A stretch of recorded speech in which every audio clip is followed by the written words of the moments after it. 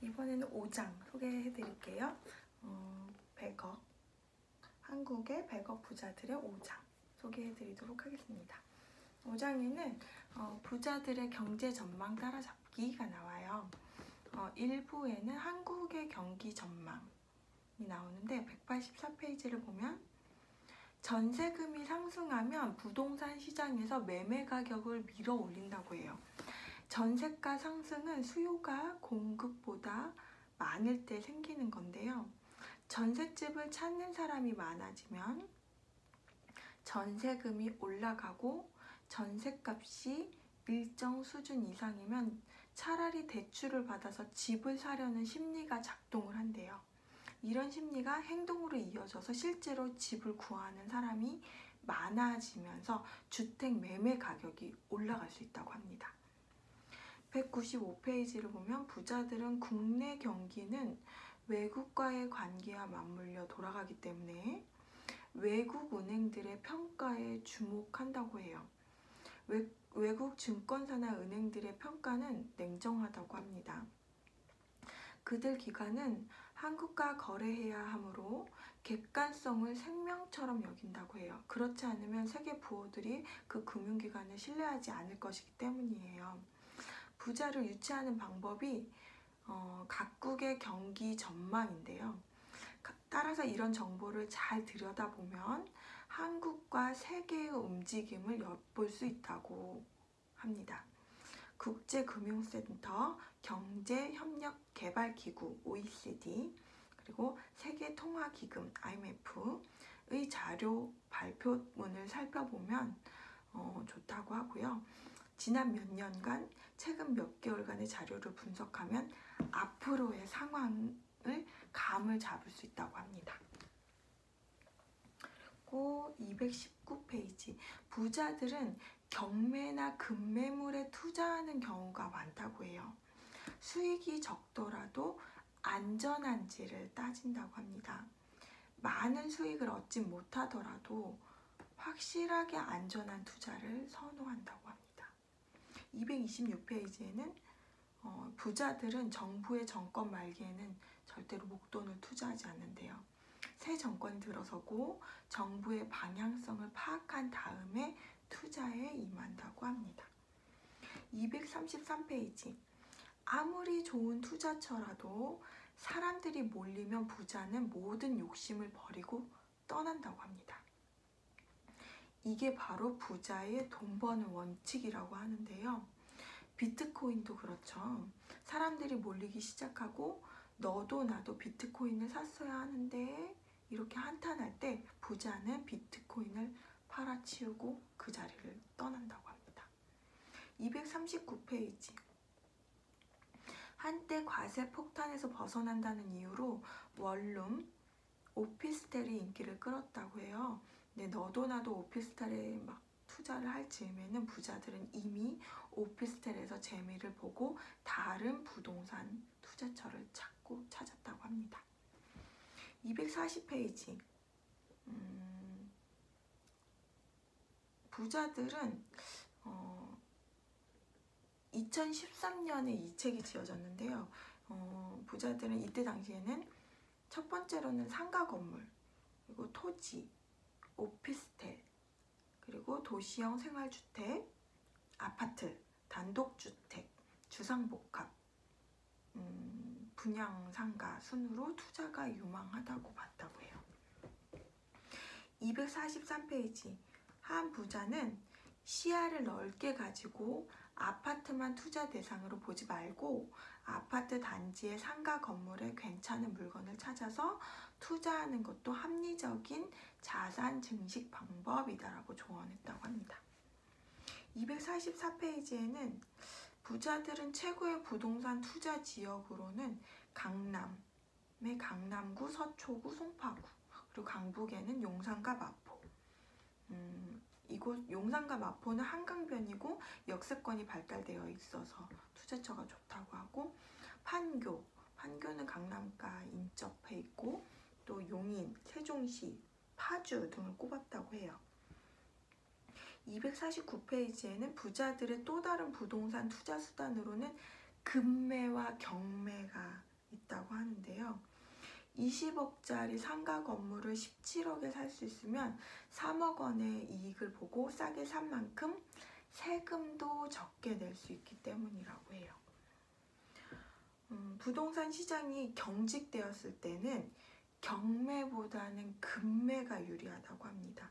급매물은 경매와 반대로 부동산 가격이 내려갈 때 매입하는 것이 유리하고 떨어진 시세에서 또 할인을 받아서 매입을 할 수 있다고 해요.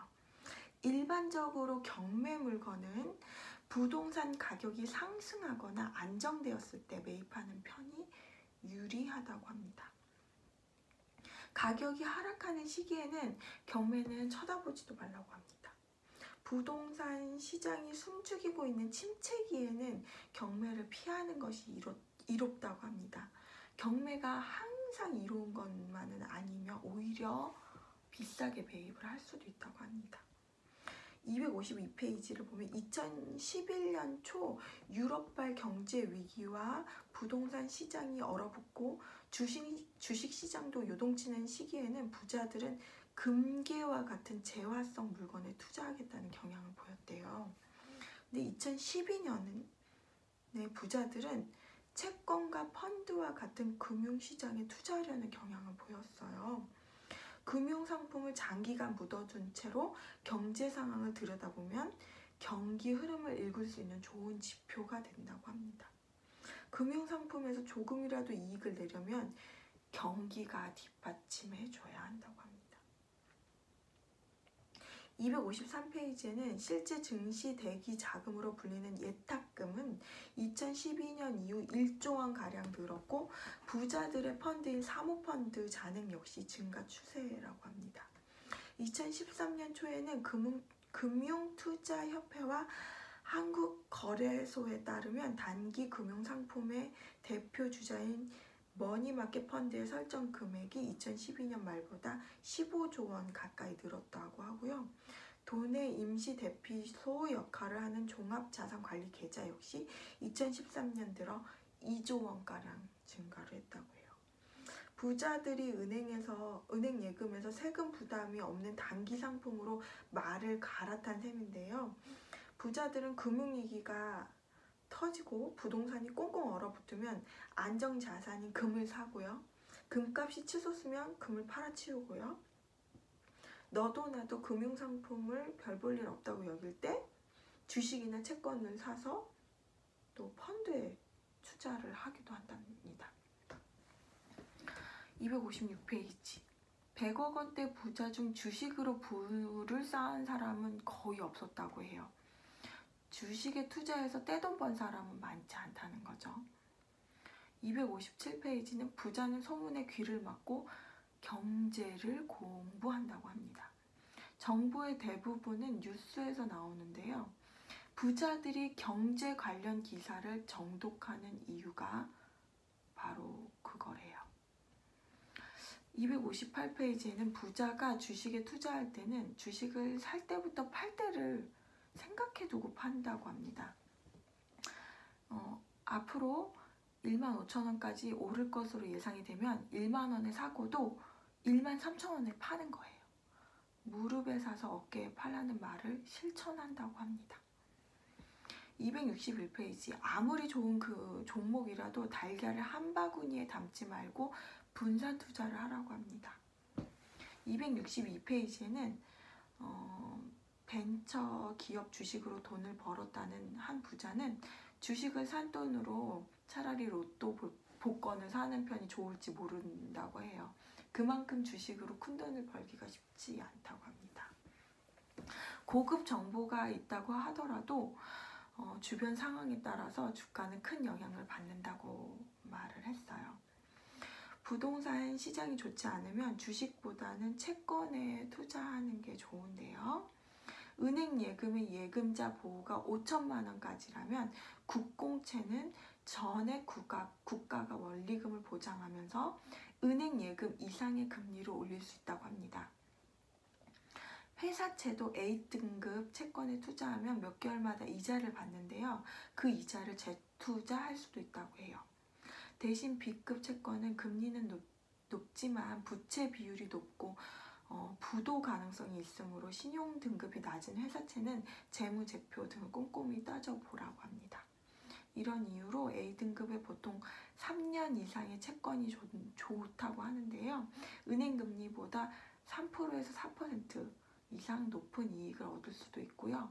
만기 전까지 채권 가격이 올랐을 때 매도하면 좋은 수익을 얻을 수 있다고 해요. 자, 이번에는 오프터 레코드. 이번에는 부의 대물림 상속에 관한 게 나오는데요. 276페이지를 보면 이제 부자가 됐다고 하면 부자들은 돈을 그대로 자식에게 물려주기보다는 돈 버는 방법을 자식들에게 알려주고 싶어야 한다고 해요. 금융권이나 자산 컨설팅 회사가 주최하는 투자 세미나에 자식을 동반하려는 부자가 많고요. 경제 잡지와 신문을 구독하면서 돈의 흐름을 익히도록 한대요. 부자 10명 중 6명은 간접적으로 투자를 경험시키고 그 다음에 직접 투자하는 방법을 가르친다고 해요. 부모가 투자하는 분야에 자식을 동반하는 일부터 시작해서 투자 물건을 어떻게 찾고 확인하고 투자하는지를 직접 눈으로 보게 한다고 합니다. 은행에 데리고 가서 상담하고 돈을 어떻게 투자하고 행정 절차는 어떻게 처리하는지 명의를 이전하고 세놓고 임차인과 계약하는 것까지 다 보도록 한대요. 투자에 관한 전 과정을 익힌 후 직접 투자해 보도록 한다고 합니다. 작은 부동산을 직접 구입하거나 주식에 투자하는 것부터 점차 규모를 키워간다고 합니다. 투자하려는 요령을 익히다 보면 돈에 대한 관심이 생기고 경제 흐름에도 자연스럽게 눈을 뜬다고 합니다. 부를 축적하는 방법을 깨달으면서 자식도 부자가 점점 되어간다고 합니다. 그리고 285페이지에는 부자들의 증여절세법이 나오는데요. 절세법 1. 첫 번째로는 빌딩을 증여할 때는 건물을 매각한 후에 현금을 증여하는 방법이 있고요. 두 번째로는 건물 자체를 이전하는 방법이 있고, 세 번째로는 부담부 증여 방식이 있대요. 네, 1번의 그 건물을 매각한 후에 현금을 증여하는 방법이 이거는 향후 공실이 증가하거나 임대 수익률이 악화될 것으로 예상하는 경우에는 활용할 수 있다고 합니다. 건물 매각에 따른 양도소득세와 상당한 증여세를 부담을 해야 한다고 하니까 이 점을 참고하시고요.